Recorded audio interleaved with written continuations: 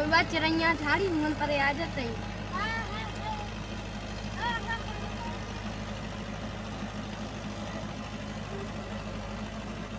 पूड़ी बना बंगाल